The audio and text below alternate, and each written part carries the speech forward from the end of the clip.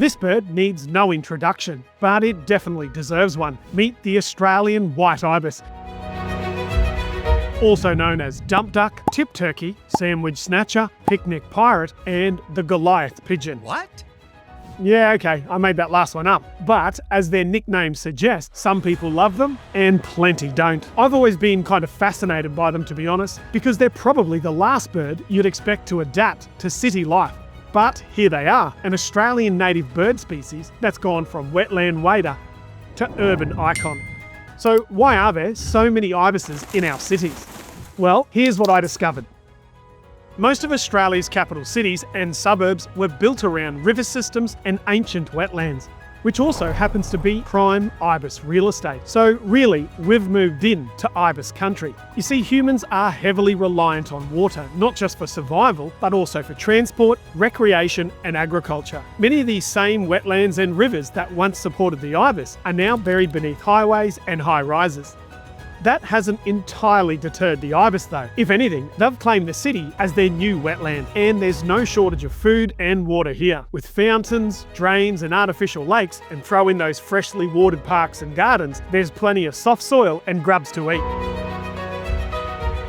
Ibises are also naturally migratory birds, following the conditions wherever the breeding, feeding and shelter are good, so it's no wonder they haven't left the city entirely. But how does a bird built for the floodplains survive the CBD so well? This is where the ibis story gets interesting. It turns out they have a few tricks up their feathered sleeve.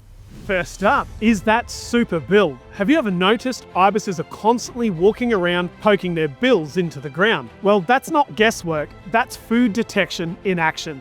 That long curved bill is basically a high-tech food finding probe. Inside that bony tip are specialised sensory organs called mechanoreceptors. They allow the ibis to detect subtle pressure changes and movement underground or in the water. As the bill enters the soil, it picks up vibrations from wriggling creatures close by, and those signals let the ibis know food's in the area. In the wetlands, water is no obstacle for this super bill. With their nostrils set high on the bill, they can probe deep underwater into the mud while still breathing, homing in on the movements of worms, insects and small crayfish. That long bill does make drinking a little awkward though, but the ibis, adaptable as ever, has come up with a solution.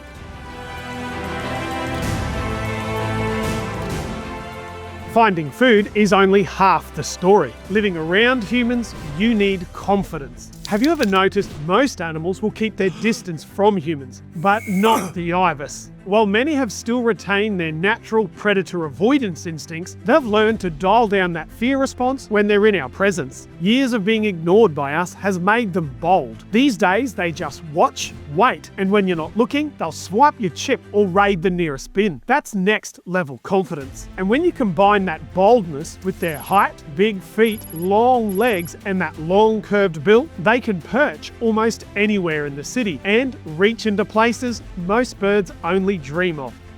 Behind all those creative and sometimes nasty labels is a clue to one of the ibis's greatest strengths, its diet. They are the opposite of fussy eaters, with some ibis even figuring out how to eat the invasive and toxic cane toad.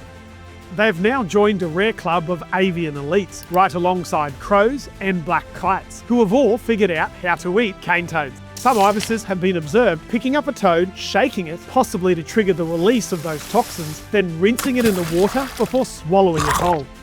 Clearly, this bird is no spring chicken. The ibis has also rapidly expanded its menu to include human food, and unfortunately, sometimes rubbish. And it's this diverse diet that gives the ibis a major advantage in an ever-increasing human-shaped world. It's no wonder that these pavement connoisseurs have gone from meme to mascot. In our rapidly changing world, I think we could probably learn a thing or two from the ibis.